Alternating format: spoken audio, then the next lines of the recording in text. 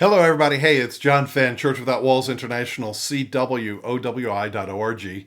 And before I get going, I want you to know, yes, I had a basal cell carcinoma removed. They got everything. And so I've got 4 stitches here under my left eye, and it's caused some bruising down here. So stitches will come out later, and I'll be just fine. So that's what that is. So if you can get away from my appearance for the day, you'll enjoy the teaching. So um, today I want to get right into it. I want to talk about people who, and this is part one, by the way. I want to talk about people who struggle with watching adult film, video, pictures, etc. online. And so, without saying the word, you know what I mean. They're viewing intimate scenes between people, bedroom scenes, and I get emails all the time from people saying, help me, because I keep going back and I keep sinning, and even doubting their salvation, really struggling with it. So, I want to share with you some principles, and I think it'll be such a blessing for you. It can really change your life. And I know a lot of preachers say that, but this is true because I'm laying out principles that cover a whole host of things, and that's why this is only part one. So, the principle I want to start out with sharing is from Genesis chapter 3 in the first 4 verses. And the truth, here's what I'm saying: a lie comes before a sin. All right. People don't just sin. Uh, yes, sinners sin, it's their nature, etc. Christians sin by choice. Yes, I get that. We're enticed. Satan tempts us. Yes, I get that. But the principle is that a lie comes before the sin. It's seen in Genesis chapter 3 when Satan tempts Adam and Eve. And he says, has God said, you're not going to die if you eat of this fruit? Now, in, in Genesis chapter 2 and verse 17, the Lord had commanded Adam, and he said, if you eat of the fruit of this tree, in dying you will die. That's the Hebrew. In dying you will die. And what Christ meant when he told Adam, in dying you will die if you eat, was the fact that if you eat of this, you'll die spiritually, and then you'll die physically. And by meaning dying spiritually, what the Lord was talking about there, he's not talking about dead like a bug on a sidewalk, ceasing to exist, because human beings are eternal spirits. You're going to live in one kingdom or the other, for eternity. You're a citizen of one or the other. So Adam and Eve were created whole, alive to God, so innocent they didn't know they were naked. They had the glory of God. And so what the Lord was telling them is, you're going to exchange spiritual natures. You're going to change your nature from an eternal life to an eternal state of death and separation if you eat of this. So in eating of this, in dying, you will die. Now this is Paul agrees with this in Romans chapter 5 and verse 12, where he said, through one man sin came into the world, and death through sin. So Genesis 2:17 and Romans 5:12 are in agreement that death came into the world through sin. In dying spiritually, you will die physically. So, but Satan comes along and says, "Oh, no, and you won't die. God's wrong. You won't die." So there you have the lie, and that preceded the sin. Now, I want to think about this principle of believing the lie first and then the sin comes. I can use the example of my own mother, who died at the age of 72 some years ago. She was born in 1934, and she told me when she was 10 years old, she started smoking. And she said, I wanted to be cool. I wanted to be like the older girls. I wanted the older girls to accept me. And so I started smoking. Now, she smoked a total of 50 years. She quit for a period when she was raising us kids and then picked it up again, a total of 50 years. And she developed emphysema, and it cut at least 10 years off of her life. But the lie that she believed, see, again, Satan comes in there. Oh, has God said, oh, you're not going to die? Directly counteracting what the Lord told Adam. So the lie was, oh, you're going to be cool. You'll be like the older kids. They will accept you. So people accept the lie that leads to the sin all the time. They have something in their childhood, and they find comfort in food.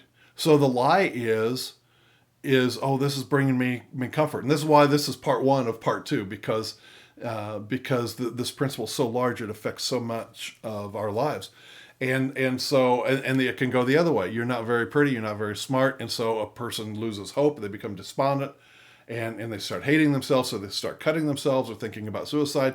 They believe the lie. Oh, you're not very smart, you're not very pretty, you're not very handsome, whatever the, boy or girl, whatever the case is, and they start hating themselves. It removes hope, and then they start hating themselves, all because they believe the lie. And to them, it becomes truth. It's in John 8:44, Jesus said, when Satan speaks a lie, he speaks of himself.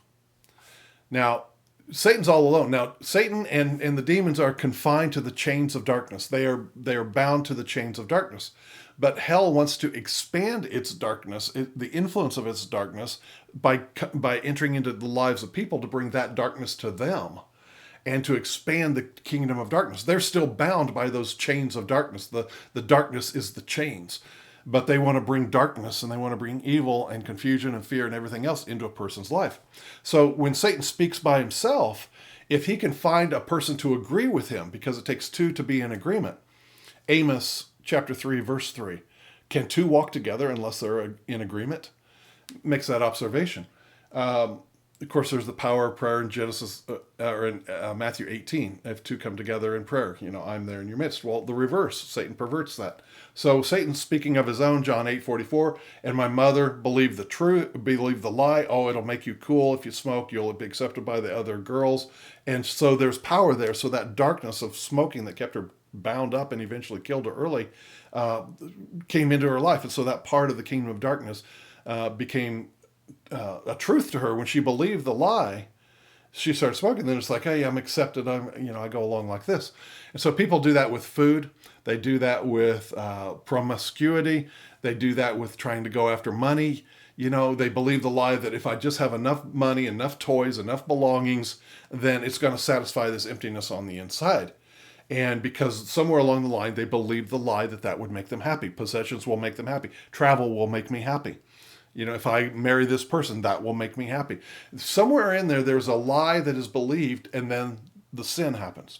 All right. So in looking at the intimate scenes that are on videos and everything today and what tempt a person, we have to go to the truth.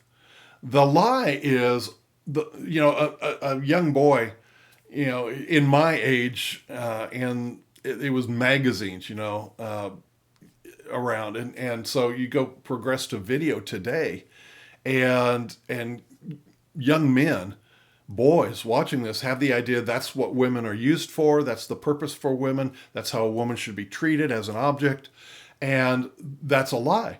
And then another lie is well, they post it, they upload that video, or they put that picture online, or they have this account that people can subscribe to, whatever the case is. There's a lie there that says because it's okay for them, that it's okay for me to watch them.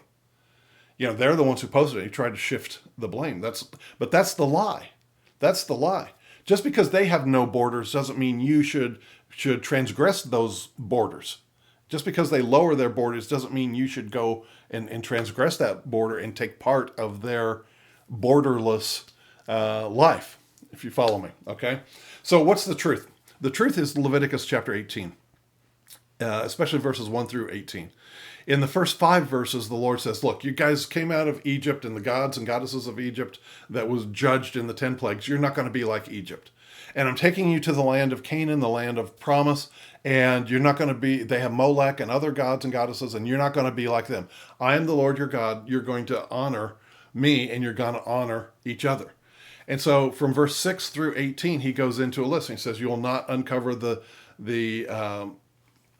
you'll not take the clothes off your mom, stepmom, stepsister, brother, sister, aunt, uncle. Goes through the whole family. And he says, like with a married man, it says you'll not uncover his wife's, let's just say nakedness, with an N in front, nakedness. You'll not uncover her. You'll not see her with her clothes off, because that is for her husband to see.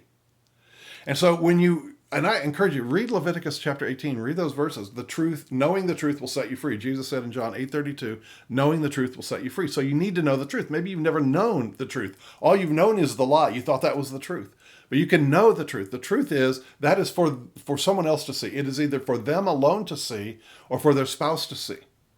So if you are saying, well, you've got to unbelieve the lie. So what if they don't have borders or boundaries in their life? You have to unbelieve that and say, you know what, they should. And so I'm going to honor the boundaries that God sets. That's the truth. And so when you know the truth, you're going to be set free.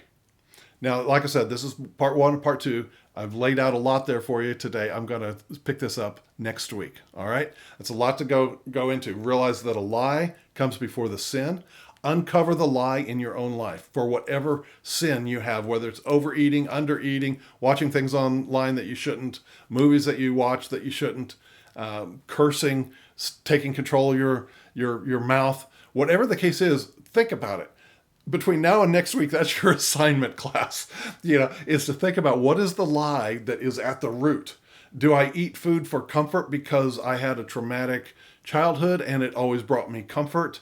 And so if you deal with the lie that you believed and you unbelieve that and you see food for what its proper use is, which is to get you to the next meal and to be healthy for your body while your time on this earth, then you can see it in the way it was intended, the truth of it, and get yourself free from that habit.